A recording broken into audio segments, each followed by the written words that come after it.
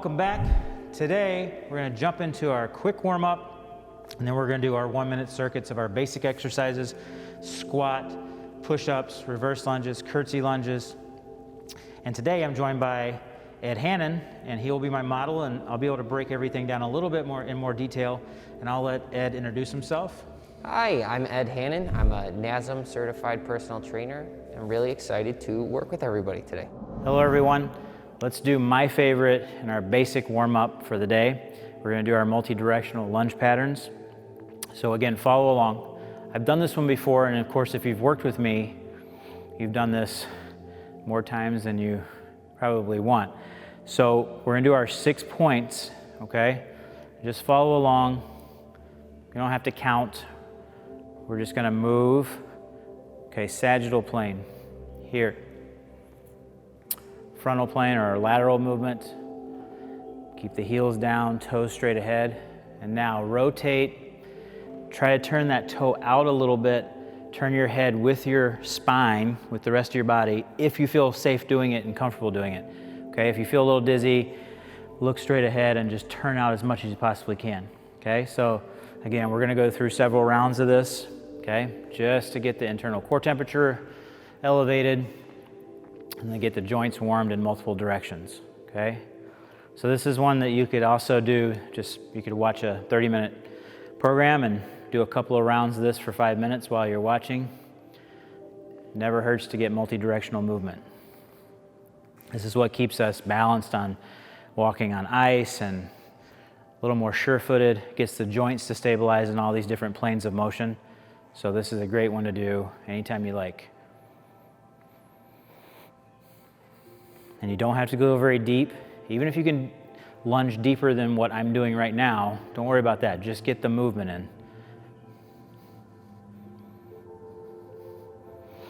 We do forward walking all day long. And so it's good to get some variety of the other directions.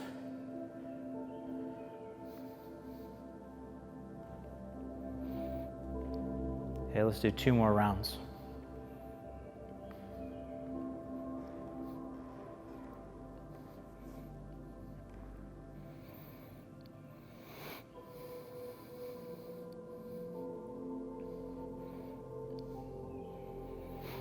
Last one.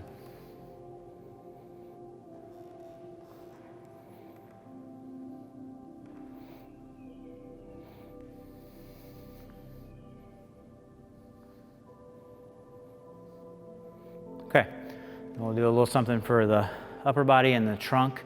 Real simple. Let's do 10 arm circles forward. Okay.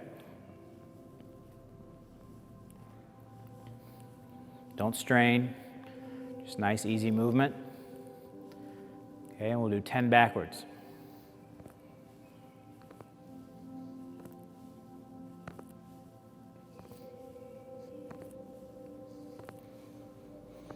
Okay, now, lastly, you're going to hug yourself. So each time I want you to alternate the arms, okay? Reach back as far as you can. 3, 4, 5, 6, 7, 8, 9, and 10. And finally, let's get some trunk rotation. Okay, so don't just swing your arms and your shoulders, okay? Because otherwise, the trunk of my body and my spine are not going to get the benefit. So actually rotate from your trunk. Turn your head with your body, again, unless you feel dizzy. Otherwise, you can keep it looking on a focal point on the wall or what have you. But get some rotation in. Get that spine warmed up. A few more.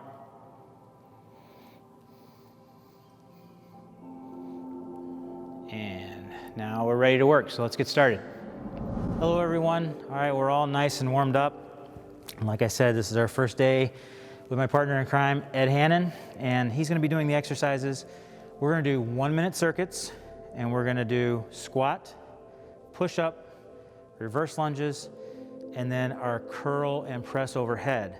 Now with the curl and press overhead, that's the only piece of equipment, only exercise you'll need with equipment. We're going to use light dumbbells, or You can use bottles of water, like a 12 or 16 ounce bottle of water, something that you can grip. Or the other alternative would be if you can grip a can of corn or peas or something like that, something with a little bit of weight. Now, you don't have to use any weight at all. You can also just make fists and get the range of motion, because that's really what we're focusing on, not so much how much weight you're holding. So we'll do 1 minute, we'll rest, he'll switch, we'll go into another 1 minute, and we're gonna repeat that cycle twice. So we're gonna go through the circuit 2 times. I'm gonna point out some key things as he's exercising and before we set up. So our first exercise will be a squat. So we're gonna show you freestanding with no assistance, and then I'll have Ed turn around and show you holding on to a stable surface for a little bit of assistance when you're coming out of the squat and for balance. So a stable surface could be a kitchen counter that's really sturdy, a sturdy dining table, and also could be used a railing, maybe on your second floor or something like that. Something that is not gonna move when you're doing push-ups or hanging onto it for squats. Then we're gonna go into a push-up, and Ed's gonna demonstrate it on the ground and then demonstrate it on the stage. And it could also be done against a wall too. So if you have trouble with balance, it can also be done against the wall. Then we're gonna do a reverse lunge, freestanding, and then I'll show you the reverse lunge hanging on to the stable surface and doing it that way. And then lastly, our curl and press. Again, with dumbbells, bottles of water, cans, or just your fists alone, okay? So let's show first we're gonna break down the squat. So Ed's gonna, now if you'll notice, Ed's loading his heels very, very well, and that's what we want. Want to put more weight in your hips and your heels than your knees and the balls of your feet.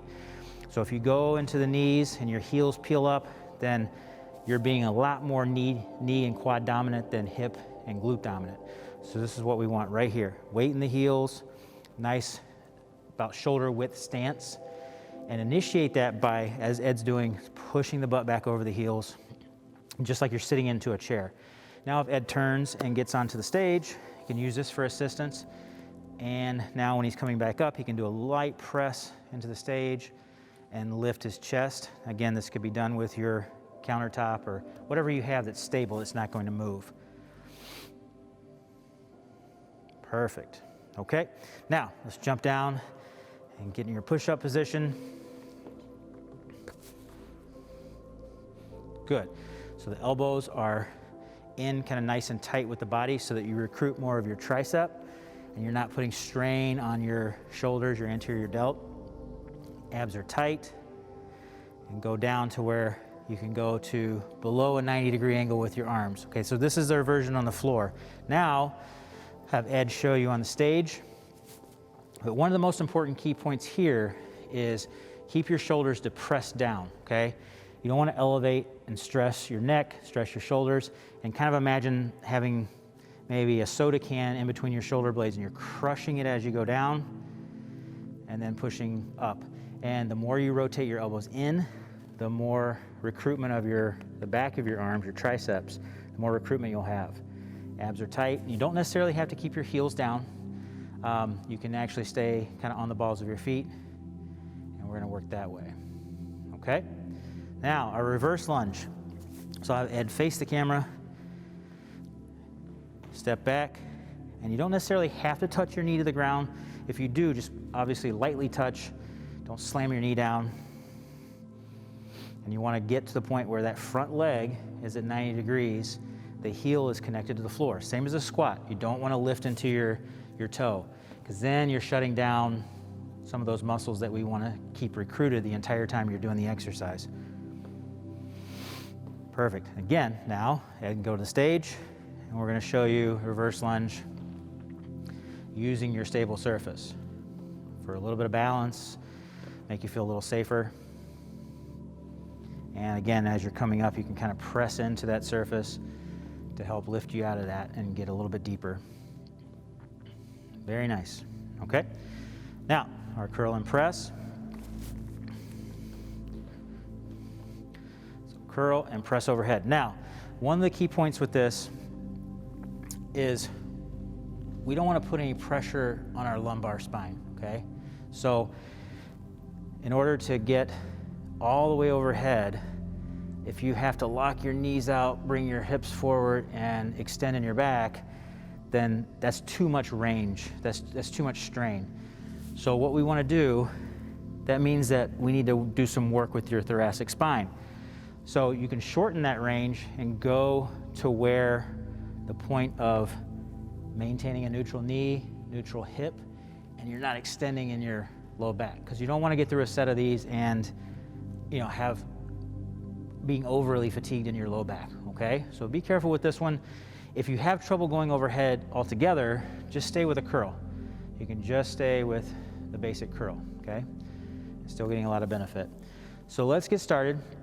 I'm gonna have Ed do the first round of everything, freestanding, and then we'll have the second round, we'll use our stable surface, okay? And I'll have him demonstrate that. So I'm gonna do 1 minute circuits here. I'm gonna pull up my timer, and I'll give you halfway points, and I'll give you the last 3 seconds, okay? So ready, 3, 2, 1, go. Okay, remember, weight in the heels, keep your chest up, and we talked about the thoracic spine a few seconds ago. You wanna lift through your thoracic, okay? That chest stays up, hinge at your waist, okay? So with a squat, the goal is not necessarily to keep the back as straight as possible. We're designed to actually bend here, okay? What you don't want is to round those shoulders and shut down your thoracic spine, okay? And again, keep talking about weight in the heels, hips over the heels halfway.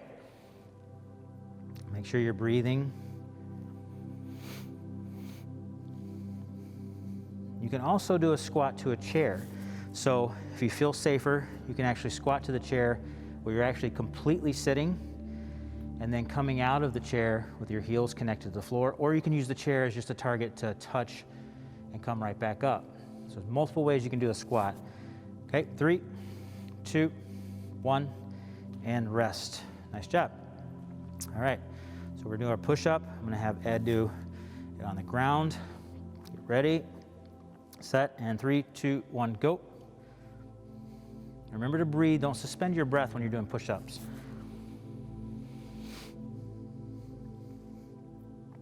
And if you feel some strain in your anterior delt here, experiment with bringing the elbows in a little tighter so you get a little bit more work out of your triceps.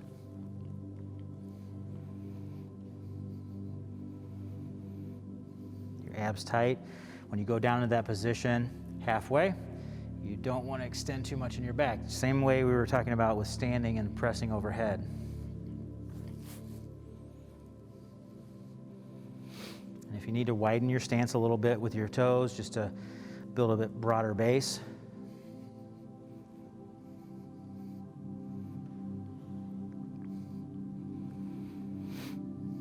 Nice job. 3, 2, 1, rest. Very nice. Right, our reverse lunge is next. Remember, just like the squat, that grounded, non-traveling leg, you want that heel to be connected to the floor. Okay, ready in 3, 2, 1, go. Now remember, if you're doing a lunge and you can't get the range, you can still do a partial lunge.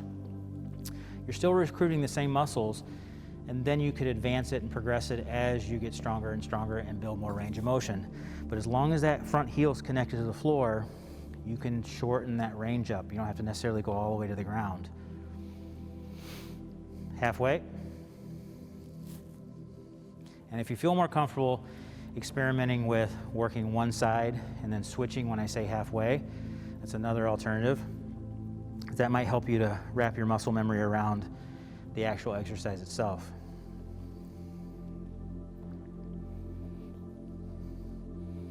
Again, same thing, chest up, nice and tall. You're lifting through your thoracic spine. 3, 2, 1, and rest. Nice job. Lastly, our curl and press overhead. Remember, you don't need any resistance, and if you have trouble going overhead, just stay with the curl. So ready in 3, 2, 1, go. When you bring those back down, make sure your shoulders are depressed, you're not elevated, straining your neck. And go to a range that feels comfortable for you. so you don't put too much strain on your low back. You don't want to have your knees abruptly locked out, because that wastes a lot of energy. And again, put your hips in the wrong position. Halfway.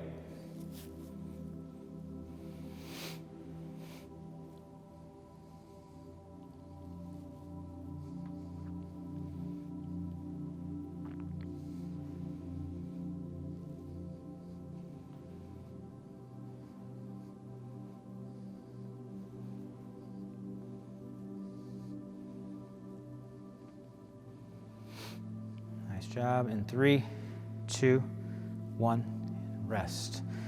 Okay, take a second or two, grab a sip of water if you need. We're gonna go through round 2.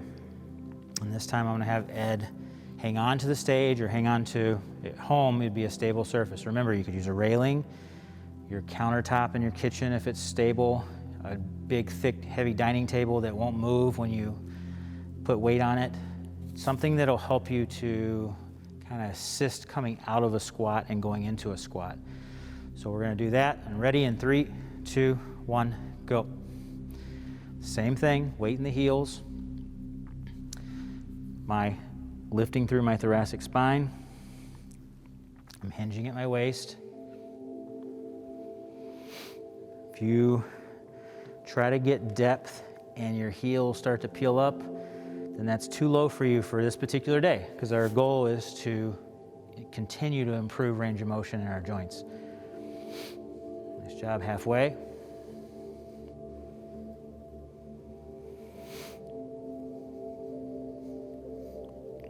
Another key point is head position. So you don't want to, every now and then take a glance down at your toes. See if you can see the tips of the toes when you're in a full squat. Okay, so if you can't see the tips of your toes, you might be shifted forward into the knees a little bit too much. But keeping the head at kind of a diagonal level, find a focal point on the wall and look at it to keep your chin up. You don't want to drop it down. 3, 2, 1, rest. Nice job. Okay, now we're going to do our push-up on the stage. Remember, keep the shoulders depressed. You don't necessarily have to have your heels down. If you have flexibility through your calves and you can keep your heels down, no problem, but you don't have to. Ready in 3, 2, 1, go. And again, the more you rotate the elbows in, the more recruitment you have of your triceps. If your elbows are too far out, then you're putting a lot of strain on those anterior delts, okay? So you kind of want to share the load with a push-up. You want to recruit as many muscles as you can.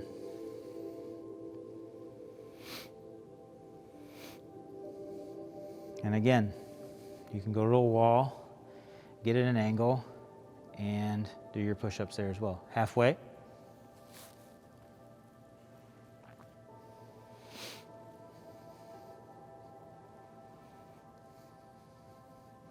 Abs tight.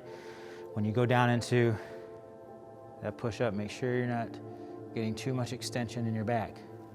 Keep everything tight to where it keeps you in a planked position.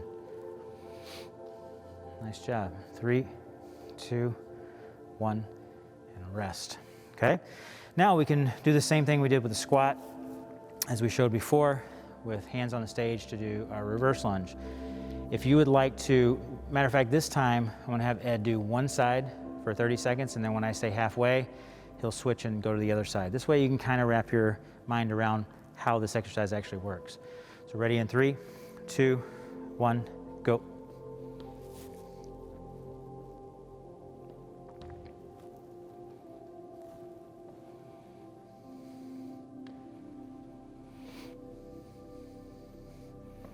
The same thing with this. Chest up nice and tall. If you're using your stable surface, lightly press the hands in to give yourself some assistance on the way up. And that way it'll allow you to get a little bit deeper. Halfway. So now just switch your sides.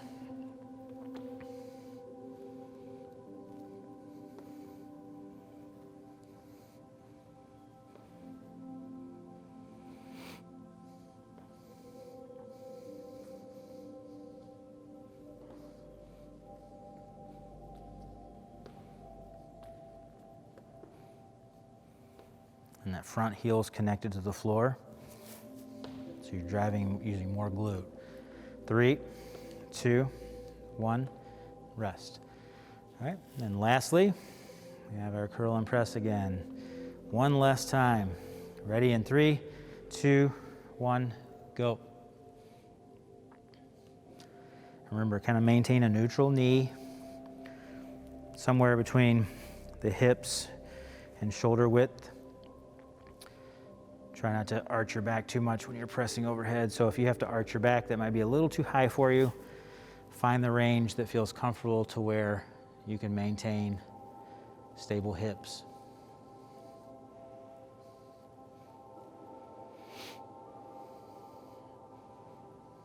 Halfway. And again, you don't need any resistance. If you want to just use tight fists, just to develop that range of motion in the shoulders.